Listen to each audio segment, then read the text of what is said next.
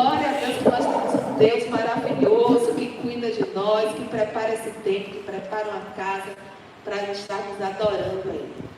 Amém? Se não fosse a presença do Senhor, se não fosse o Senhor na nossa vida, o que teria sido de nós? Como nós estaremos hoje? Né?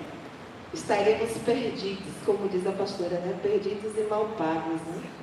Porque realmente só a presença de Deus sobre as nossas vidas, para que a gente continue de pé só na presença mesmo do Senhor Jesus. Amém? Porque o inimigo, ele vem mesmo para poder abalar, para poder fazer a gente ficar em casa, para poder a gente ficar desanimado. Mas o Senhor é quem nos anima. Amém? A alegria dele é a nossa força em nome de Jesus Cristo. E hoje eu vou trazer uma palavra que Jesus já tomei tanta, né, lapiada hoje com essa palavra. Mas eu falei, ó Jesus, é a tua santa palavra. Então, teus filhos estão na tua casa, eles também vão ouvir, que eu não vou ficar sendo lapiada sozinha, não. O povo vai também receber a porção deles. Mas, de acordo com a nossa necessidade, né, com a necessidade de cada um, o Senhor vai falar conosco nessa noite. Amém? Glória a Deus. Ele fala de forma diferente com cada um de nós.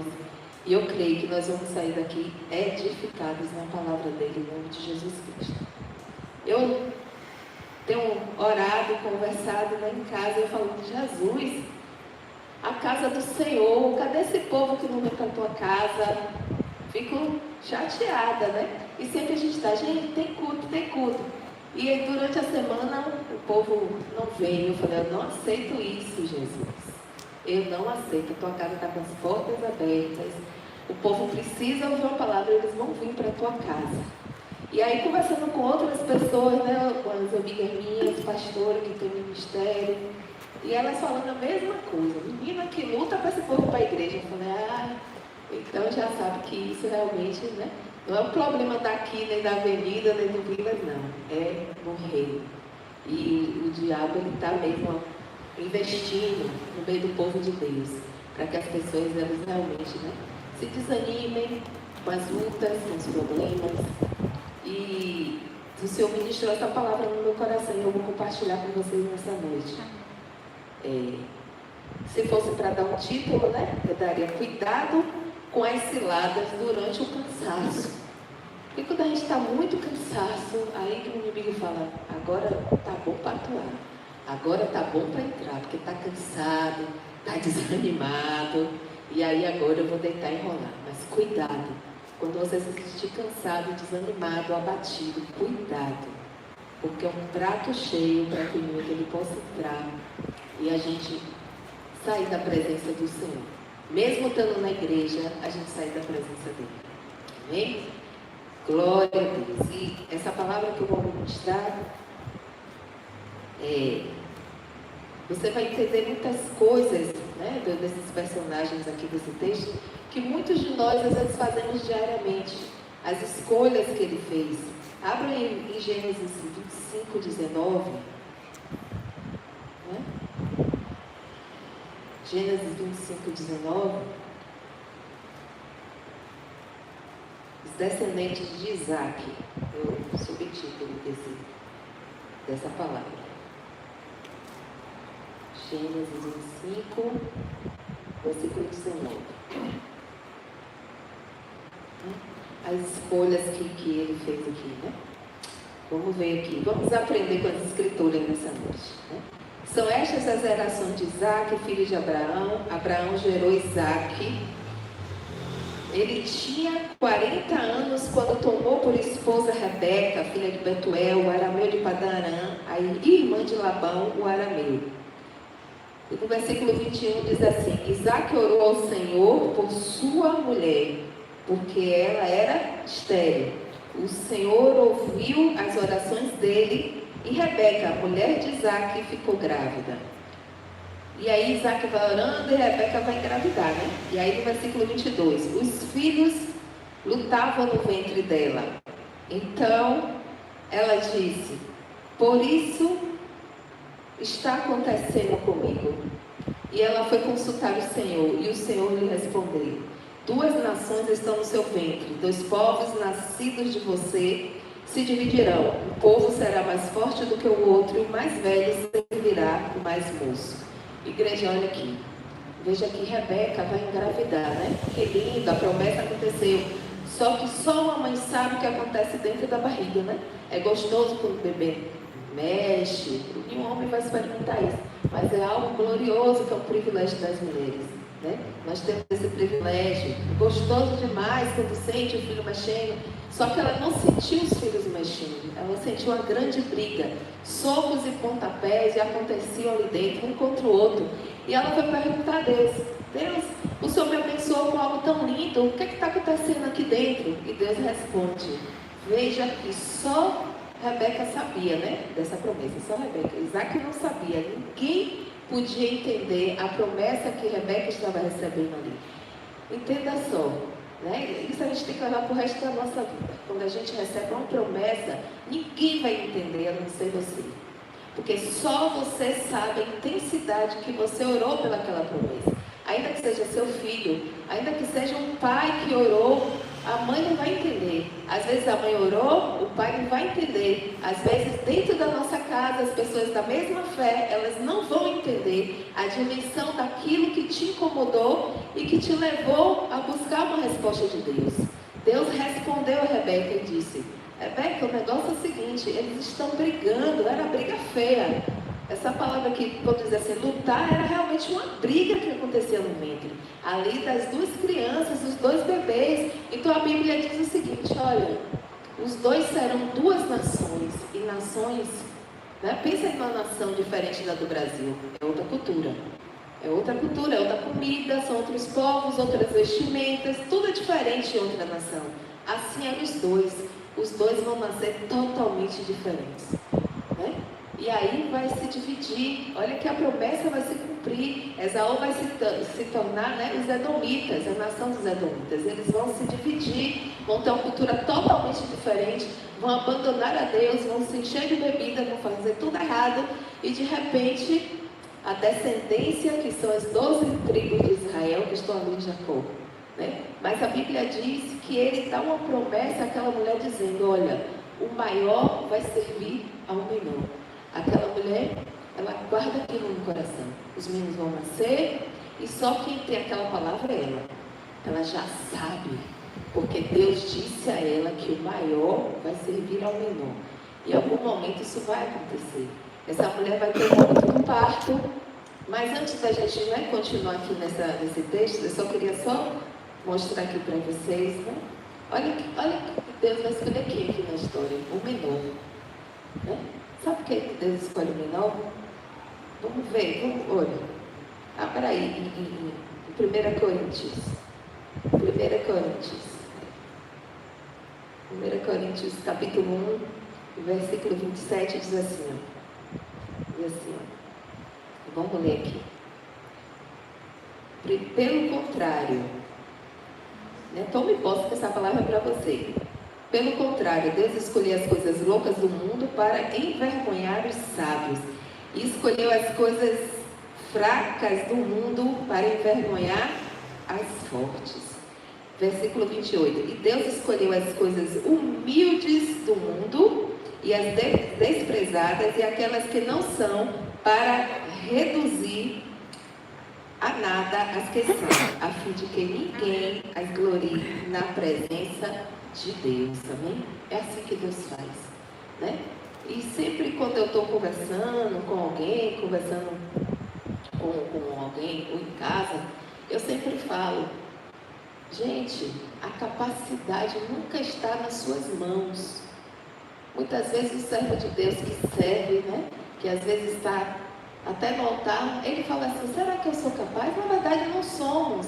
Deus escolheu os que não são capazes, para que a capacidade venha do Espírito Santo.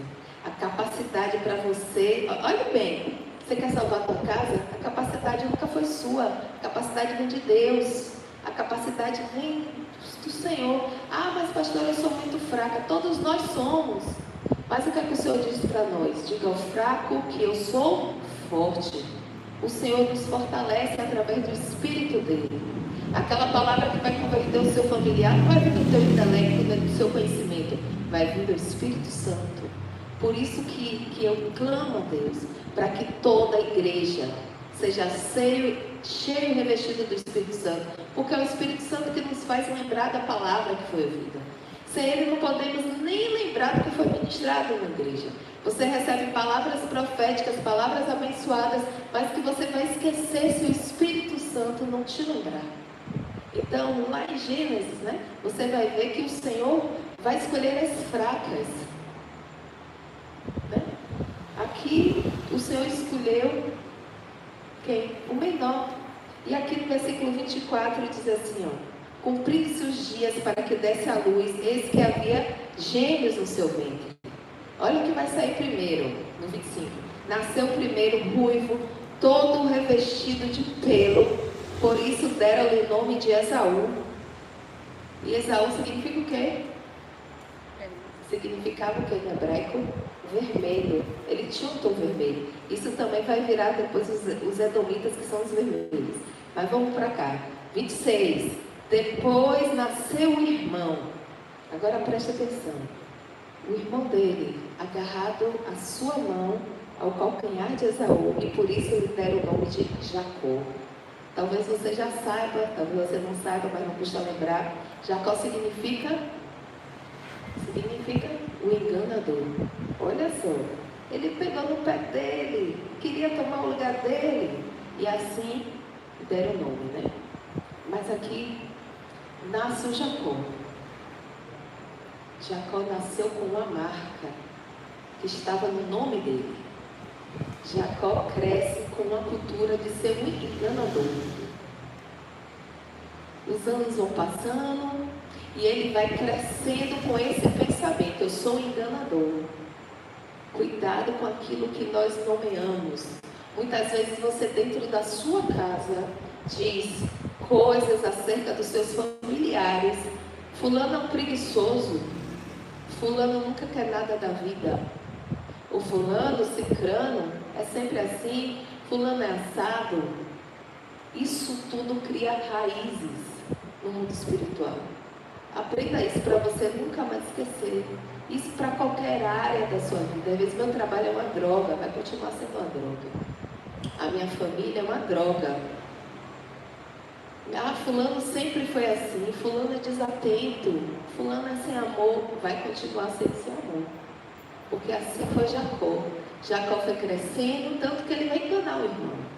Então veja que, claro, havia todo um plano de Deus, né? Mas a gente outro dia vai falar só de Jacó, né? Que Rebeca tinha essa palavra, mas ele cresce com aquele sentimento: eu não presto para nada, eu sou um enganador. Desde o ventre da minha mãe eu sou um enganador.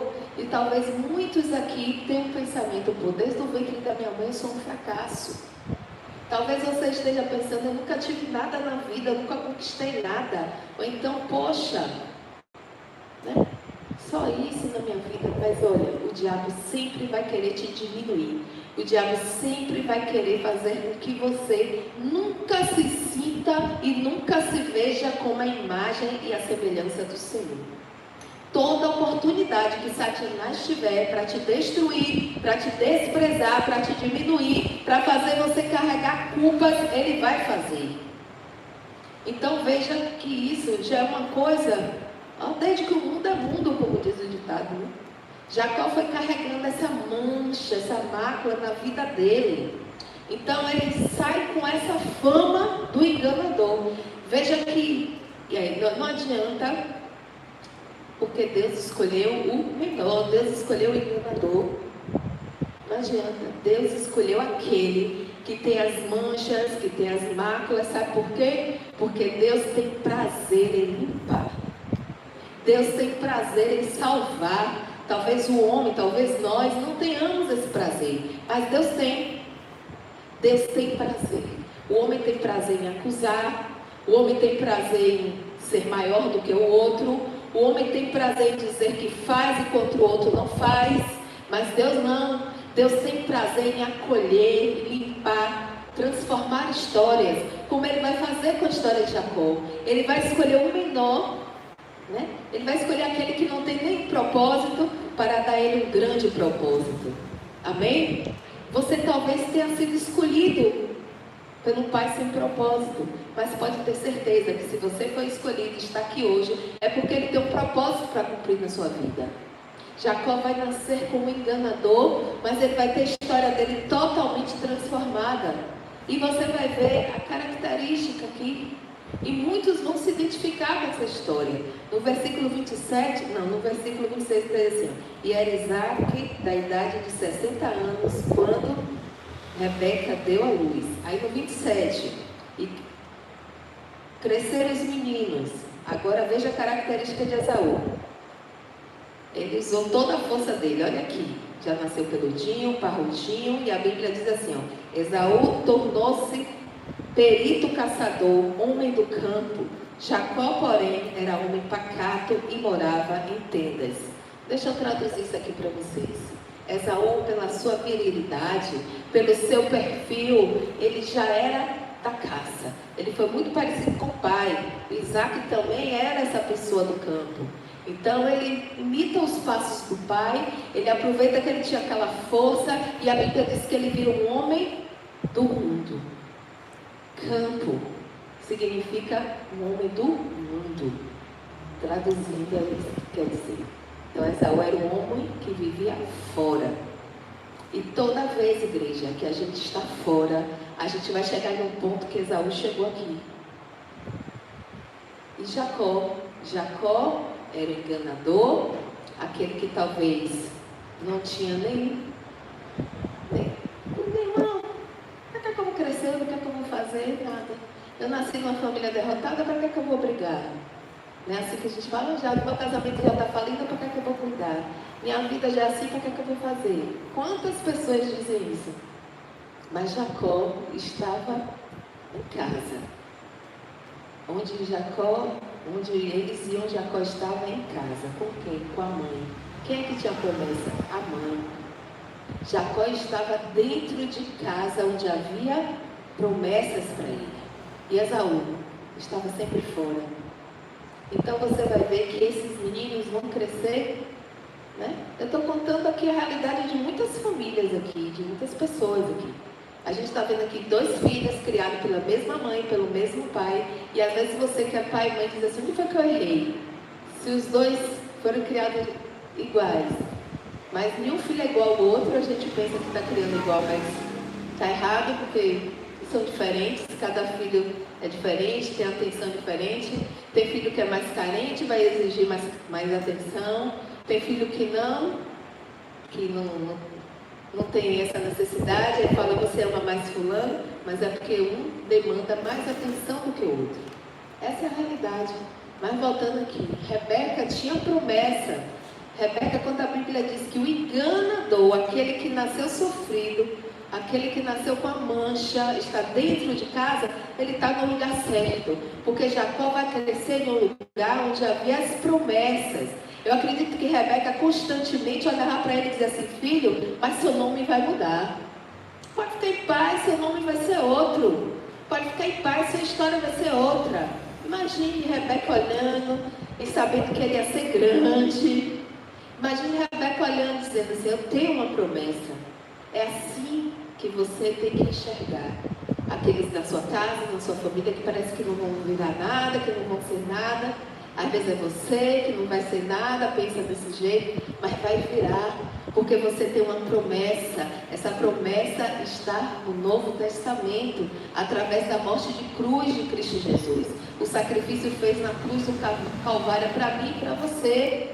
É para todos nós que cremos. A partir do momento que cremos na morte de cruz, cremos nas promessas que elas vão se cumprir. Todas elas vão se cumprir em Jesus Cristo. Há um cumprimento de todas as promessas. E ali aquela mãe vai ensinando a seu filho. E o Esaú está fora. Esaú, trazendo para a nossa realidade, está no mundão. E agora como é que vai ser? Mas Esaú é forte. Esaú era aquele que não precisava de nada. Esaú era o forte. Igreja, cuidado. A Bíblia diz que aquele que está em pé, cuide-se para que não caia. Esaú achava que estava em pé, que eu sou o maior, sou o primogênito. Ele sabia que a primogenitura trazia bênçãos. Ele sabia, né? Tanto que mais à frente aqui no texto, ele sabia que tinha essa segurança. Eu não preciso ficar em casa, meu lugar é fora. Cuidado! Tem pessoas que já acham assim, eu sou de Cristo, não tem problema. Se eu faltar alguns dias na igreja, não tem problema. Não tem problema se eu ficar uns dias sem orar. Não tem problema se eu ficar uns dias sem ler a Bíblia. Cuidado, Esaú. Na hora da tua necessidade, você vai acabar trocando o direito da primogenitura. Esaú era forte, era o primeiro, era o cara. Esaú era o cara que estava pronto teoricamente. Mas tem gente que pode olhar para você e dizer assim, pô, essa pessoa é de Deus, mas só você sabe se você é de Deus ou não. As pessoas podem olhar para nós e dizer, pô, fulano é de oração, mas quem sabe somos nós e Deus. E Deus está falando aqui hoje com cada um aqui de forma individual. Veja que Esaú estava lá fora e vai acontecer algo com ele, que talvez esteja acontecendo com alguém aqui. E Jesus está vindo aqui para te tirar desse engano. Olha o que Jesus vai dizer aqui através da Bíblia, viu? Não sou eu não. No versículo 28. E amava Isaque a Esaú. Deixa eu lembrar de uma coisa aqui, deixa eu voltar aqui no 27. Quando a Bíblia diz que Jacó era um varão simples, sabe o que quer dizer? Simples significa quieto. Porque Jacó carregava, sabe aquela pessoa quieta, muda. Jacó era uma pessoa que não falava nada. Talvez Jacó fosse inseguro, e seguro, eu sou enganador, vai que eu falo alguma coisa para enganar alguém, vai que eu falo alguma coisa, olha, às vezes esse alguém sou eu ou você, às vezes a gente pode ter medo de falar de Jesus para alguém. Nunca tenha medo de falar de Jesus para alguém, porque não é sobre você, é sobre o Espírito Santo te usar. Não é sua capacidade, a sua palavra, mas eu não sei falar. Você saber que se o Espírito Santo se mover em você, e você vê que a pessoa está em necessidade, você virar para ela e falar assim, Jesus te ama. Acabou, era a resposta que a pessoa não precisava. Você está falando uma das maiores verdades da Escritura, você nem conhecia a pessoa direito. Então é muita coisa. Então, ao invés de você criticar, né? Às vezes critica o filho que está no caminho errado, chega para ele e fala assim, Jesus te ama, Jesus tem um plano para a tua vida. Olha para ele como Jacó, não como enganador, mas como aquele que vai ser um grande, escolhido por Deus. É assim que nós temos que ver as pessoas da nossa casa, da nossa família. Ter o coração, né? Agarrar a promessa e ter a certeza que vai se cumprir. Dizer assim, não, vai se cumprir, eu tenho uma promessa de Deus.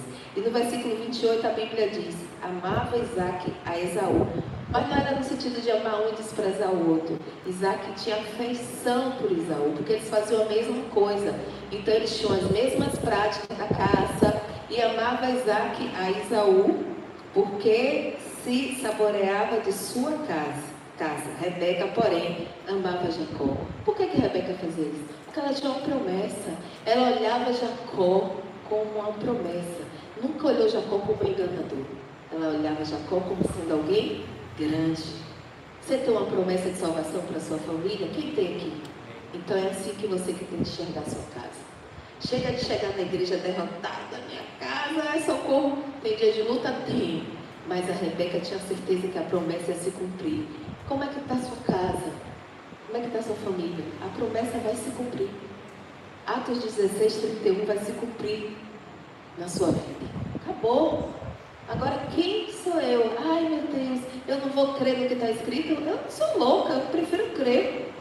Rebeca poderia, em algum momento ali na adolescência deles, falar assim, ai, meu Deus, esses meninos olhando assim para Jacó, dizendo, meu Deus, esse menino é muito quieto, esse menino.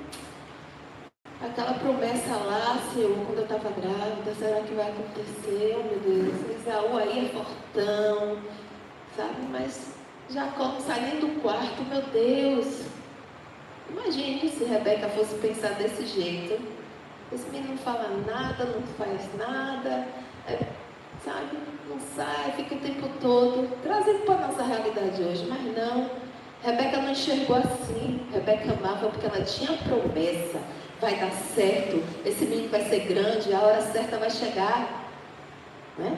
Mas agora no versículo 29, olha o que é que vai acontecer. Jacó era de dentro de casa, então Jacó sabia cozinhar, Jacó sabia fazer tudo, porque a mãe ensinou ele. Aí no versículo 29 diz assim: Jacó tinha feito um ensopado, né? Cozinhou, fez um prato, quando Esaú, exausto, veio do campo. Olha só que coisa linda está escrito aqui. E lhe disse, né? Exausto, olha, vamos ler de novo. Jacó tinha feito um ensopado, quando Esaú, exausto, veio do campo. O campo era o quê? O mundo. Estava ele cansado, exausto. A palavra cansado significa vazio. Então vem, como é que alguém, vamos trazer para a nossa realidade? Como é que uma pessoa que está lá no mundo vem? Ela vem vazio. O retrato de Esaú aqui, fortão, aquele que não precisa de igreja, não precisa de nada, aquele que não precisa ouvir palavra, que eu já conheço. Esse era o Esaú. Esaú era o fortão. Esaú era o cara, estava pronto, mais do que pronto, nasci primeiro.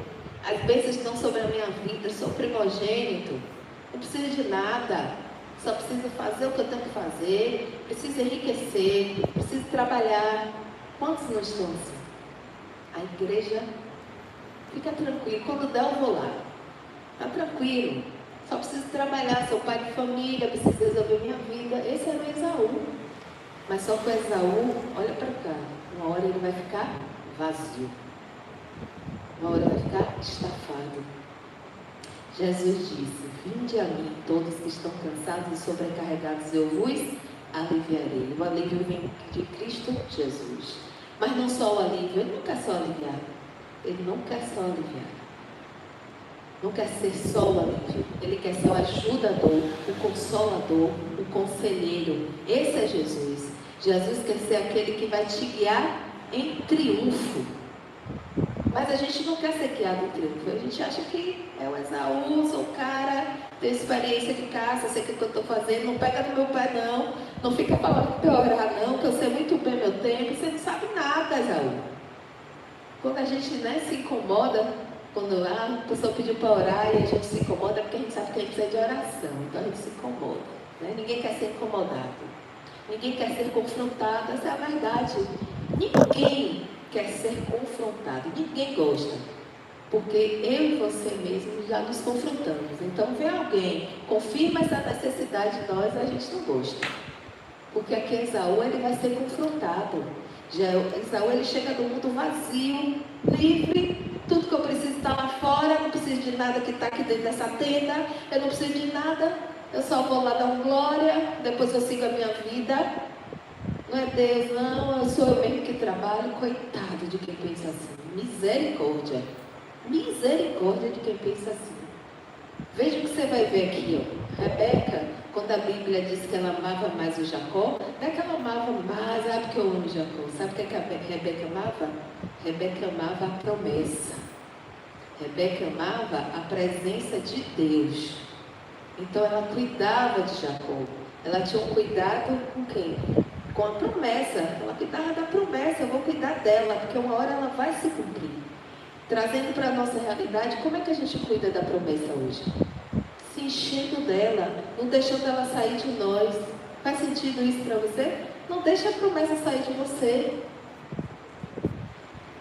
Se você for Esaú, vai para caça amanhã. Aí, tá tudo bem. Vou para o mundão, vou caçar, vou trabalhar, vou enfrentar minhas lutas, minhas batalhas e tudo bem? Você não pode esquecer da promessa de Deus.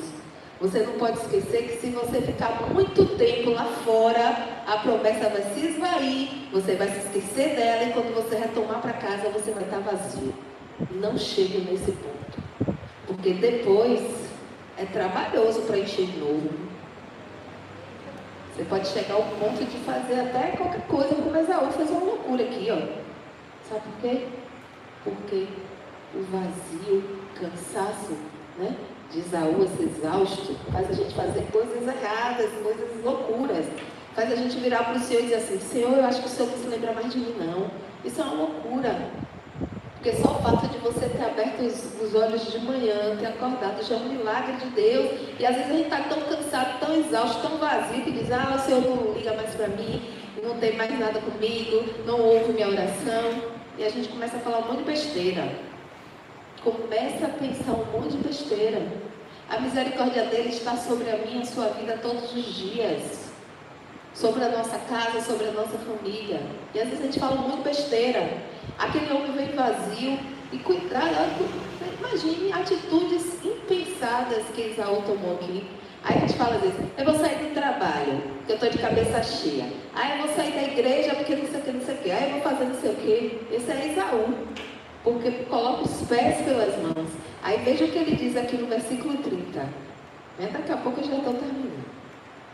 Aí no 30 ele fala assim, ó. Ele disse, por favor, me deixe comer. Ele já estava desesperado aqui. Comer um pouco da coisa vermelha. Me deixe comer um pouco da coisa vermelha. Essa coisa vermelha aí, pois estou exausto. Ele diz, olha, me deixa comer isso aí que eu estou sem discernimento. Eu não estou nem sabendo mais o que eu estou fazendo. Vamos falar da fome espiritual. Tem muita gente aqui, né, nas igrejas, falando das igrejas de uma forma geral, faminto espiritualmente. Às vezes a gente chega na igreja vazio, eu estou trabalhando demais, eu estou fazendo demais, realmente o que está falando aí é verdade, eu não tenho tempo de orar, de buscar. Às vezes a gente está assim, às vezes eu não tenho tempo de apresentar a palavra de Deus aos meus filhos, às vezes a minha vida é só trabalho, é uma dor, é um tormento, e às vezes vai continuar sendo, sabe por quê? Porque você vai continuar vazio se você não buscar Deus. Hoje você vai decidir a não ser mais o Esaú. Vai ter a hora da caça? Vai. Mas queira estar dentro da tenda onde tem a promessa. Onde tem a promessa, onde você for, está tudo bem. A força não estava no braço de Esaú. Ele chegou exausto. Exausto da caça. Tem gente que está exausto espiritualmente. E as pessoas lá fora, né? Mesmo em igreja, falando de uma forma geral, estão cansadas. Não aguentam mais. A igreja é só um prédio que a pessoa vai lá, aí vai lá no domingo, alisa ali como se fosse um cachorrinho ungido, e no outro dia faz tudo a mesma coisa. Então a gente tem que ter atenção para a gente ser assim, aquele que vai viver as promessas de Deus, desde o ventre das nossas mães. Está na hora da gente viver essas promessas. Até quando a gente vai ficar assim de Esaú? Esaú enlouqueceu, porque ele começou a ver a sua necessidade na frente da presença de Deus. O calo apertou e às vezes a gente começa a querer fazer coisas no engano. E a gente vê resposta de Deus no engano, porque a gente está desesperado. Aí às vezes a gente está devendo, não está sem dinheiro nenhum, e aí a gente fala assim, olha, tem um cara lá no meu trabalho que está oferecendo dinheiro, mas ele está comprando em juros pequenininho. Aí começa a falar isso, aí você acha que já foi Deus que mandou aquela pessoa. Quando a gente está com o Esaú vazio, a gente começa a ver respostas de Deus onde a cilada do diabo está. Cuidado. Isso em todas as áreas da nossa vida. Sabe como é que a gente vai ver isso? Deus, eu estou cansado, eu estou ligado contigo. Porque às vezes a gente pensa que até Deus falando. É assim.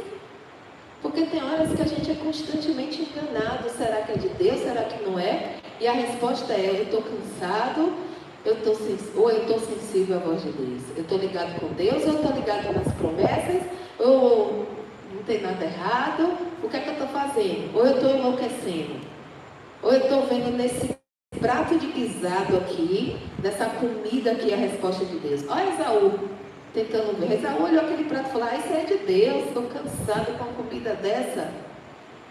Estou cansado, que lindo, obrigado Jacó. Que bênção. Me dá um pouco desse prato aí. Às vezes a gente, Senhor, me dá uma resposta aí, desse prato aí.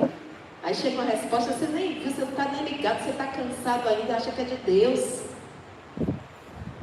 E aí, né, você vê que quando, aqui na Bíblia frisa, que quando ele está cansado, aqui frisa bem, quando eu estou cansado, sem discernimento. O que é discernimento? Você não consegue discernir entre o bem e o mal. Assim era Esaú. Ele não sabia identificar o que era bom, o que era ruim, porque ele estava vazio, sem promessa, cansado, sem nada. E aí ele continua, né? Que diz aqui na Bíblia que a nação de Esaú era o quê? Os edomitas. Aí você vai lá no livro de Obadias, você vê tudo sobre os edomitas. Conta toda a história dos edomitas, todos os erros que eles cometeram, os descendentes de Esaú. Né? Olha o que o vazio transformou, a descendência toda errada. Deu para entender? Eu vou te contar um segredo, vale a pena você estar aqui hoje. Porque ainda que os seus lá fora pareçam estar vazios, ou sua casa, sua família, você está aqui cumprindo a sua promessa. A sua descendência vai ser abençoada. Isso não é clichê, não, isso é a palavra de Deus. Esaú fez uma escolha que refletiu sobre toda a sua descendência. Ele olhou para o vazio e quis suprir só o vazio. Então cuidado quando a gente quer suprir só o nosso vazio de hoje. Aí está vazio hoje? Então experimente se encher do Senhor. Não vá com qualquer pratinho que te ofereça, ainda que pareça que é a resposta da sua vida. Aqui no versículo de 31, Jacó vai fazer a proposta. Então, diz Jacó, vende-me hoje a tua primogenitura. E aqui tem muitas lições, né, nesse texto. Mas outro dia eu vim falar só sobre Jacó, que tem grandes lições para nós. Ele era um enganador. Ele estava fazendo o que ele sabia fazer. Então veja que Jacó vai dizer assim, olha, o negócio é o seguinte, eu quero hoje a tua primogenitura, mas a verdade já estava se cumprindo o plano de Deus. Mesmo na falha de Jacó, Deus operou. Mesmo nas nossas falhas, Deus opera. Mesmo nas nossas falhas, o importante é você estar debaixo da promessa. Jacó estava lá, quietinho, debaixo da promessa, sendo ensinado pela sua mãe, ainda com a índole enganosa, mas ele, né, pensava que ele queria ser o primogênito, uma loucura que ele pediu. Se o Esaú estivesse na presença de Deus e não vazio, Esaú ia falar o quê? Isso é louco, deixa esse prato para lá, vou comer lá fora, eu caço alguma coisa, prepara o viro. Sim ou não? Esaú, se ele tivesse com o mínimo de conhecimento da promessa, se Esaú entendesse o que Deus tinha, não. Assim muitas vezes somos nós, não entendemos o que Deus quer, colocamos os pés pelas mãos, olhamos apenas a necessidade daquele momento, é isso que eu preciso, e a gente acha que é Deus respondendo. Ah, eu quero fazer isso, aí a primeira coisa que aparece, não, foi resposta de Deus. Às vezes quer casar, o primeiro traste que aparece diz é de Deus. Não é? É coisa esquisita, mas às vezes acontece. É muita enganação, gente. É muita enganação. E aí, se a gente não tiver debaixo da promessa, se a gente não tiver com o nosso cheio da presença de Deus, andando conforme aquilo que o Senhor tem determinado para as nossas vidas, a gente é enganado. A gente está vazio. A gente não vive aquilo que Deus tem para as nossas vidas. E eu sei que hoje você está aqui na casa do Senhor, você venceu esse dia, você veio para a casa do Senhor e você não vai sair daqui vazio. Você vai sair daqui cheio da presença de Deus para viver as promessas do Senhor. Não vai ser a sua circunstância, não vai ser o seu cansaço, não vai ser o que você está vivendo hoje que vai fazer com que você caia na cilada do inimigo. Porque o que o Senhor tem para a sua vida é promessa. O que o Senhor tem para você é coisa maior, é coisa grande. Não é só, sabe, eu vim para a igreja, vou para casa, vou trabalhar, enfim, não. Você vem para a casa do Senhor para você se encher da presença dEle. É você ficar ali quietinho dentro da casa. É ficar, estou dentro da casa, estou na tenda, estou debaixo da tenda. Eu estou ali debaixo da promessa de Deus. Ah, mas eu estou tão cansado, para que eu vou só domingo? Mas quando a gente só faz tirar o que a gente tem, vai tirando e não vai enchendo não, para tu ver se como é que vai ficar. Fica sem nada. Você fica sem nada. Você fica vazio. É um sinal que você está vazio. Quem está cheio de Deus quer mais. Quer vir segunda, terça, quarta, quinta, sexta. E às vezes quando fala assim, olha, tem culto terça, tem culto quinta, tem culto domingo. Ai meu Deus, já vai falar de novo. Para vir terça, para vir quinta, para vir domingo. Mas quando você vem para a casa do Senhor, como você ir para um churrasco, para um rodízio. Né? Você vai para o rodízio, aí você come. Depois você abre até assim o botão da calça para caber mais um pouquinho. E vem a coca para poder comer mais. É assim. A gente tem que vir para a churrascaria espiritual. Querer comer mais, ó, comer, se encher. Eu vou pro rodízio, eu vou pro buffet livre, eu vou pro rodízio de pizza, vou comer. E aí você fica cheio. Aí depois você vai, você toma uma água, com gás, você toma um chazinho, no outro dia você vai de novo pra churrascaria, você vai ficar cheio. Churrascaria da fé. Churrascaria de Deus, se encher. E às vezes a gente fala, ai não, eu já fui essa semana, já foi uma vez. Não queira ser só aquele que vem quando tem a necessidade, não. Venha para se encher. Porque quando você vem só quando você tem a necessidade, você fica como... Você fica como... Você fica como... Assim, aquele que vem para a igreja, ah não, hoje eu vou, tá tudo bem. Tá tudo ótimo, eu vou me encher hoje. Aí quando chegar amanhã, você vai ficar no jejum intermitente a semana toda. Passar vir comer no domingo, vai ficar com fome, vai ficar fraco, vai ficar cansado, vai ficar desanimado, vai ficar desidratado, vai ficar sem nada. E aí você vem no domingo, come um pouquinho, aí passa a semana toda assim, não. Eu quero ser aquela que vai toda semana para a churrascaria, todo dia para a churrascaria da fé. Me encher mesmo de Deus. Vir todos os dias para a casa do Senhor, para a presença dEle. Não queira ser aquele crente só domingueiro. Ah, mas eu só posso porque... Não. Vá se encher da presença de Deus. A gente tem uma ferramenta. Sabe que tem gente que nem entra para assistir online? Está em casa, mas não entra para assistir online. Eu não posso ir porque eu trabalhei o dia todo, eu tenho que fazer isso em casa quando eu chegar com meus filhos. Mas vai ver se está assistindo aqui, não está. Não está nem acompanhando nas redes sociais. Então a gente tem que ter mais de Deus. Porque quando o inimigo, quando ele vem para as nossas vidas, ele vem mesmo para roubar, matar e destruir a promessa que existe sobre a nossa vida, sobre a nossa casa, sobre a nossa família. Não é só sobre nós. A gente tem uma descendência. E quando o diabo vem e ele trabalha em nós, toda uma descendência, ela é afetada. Olha Esaú. Olha a descendência de Esaú. Toda afetada. Toda afetada. E nós temos que ser aqueles que dizem, não, a minha descendência é bendita no Senhor. A minha casa é bendita no Senhor. A minha descendência é bendita. Eu não vou aceitar viver esse tempo. Ah, porque minha casa era assim, minha mãe era assim, meu pai, a família do meu pai era assim. Não. Você tem uma promessa sobre a sua vida. E essa promessa vai se cumprir no nome de Jesus. Essa promessa, ela não é invalidada por nada, só se você não quiser. Porque por Deus ela não é invalidada. Aquela mulher, imagine Rebeca no ventre, aqueles filhos brigando, ela não podia dizer nada. Essa dor que eu estou sentindo, esse incômodo, eu vou lá não lembrar de promessa nenhuma. E a promessa se cumpriu. E vai se cumprir na sua vida também, em nome de Jesus. Amém? Pode parecer que está difícil, que está demorando, que isso não é para mim, mas ela vai se cumprir. Em nome de Jesus. Amém? Fique de pé. Em nome de Jesus. Glória a Deus. Hoje você vai sair daqui cheio da promessa de Deus. Cheio da presença do Senhor. Quando o inimigo me pegar, às vezes antes de chegar em casa, o inimigo ele já quer criar uma situação. Você vai dizer, olha Satanás, eu estou cheio da presença. E você não vai roubar a minha promessa em nome de Jesus Cristo.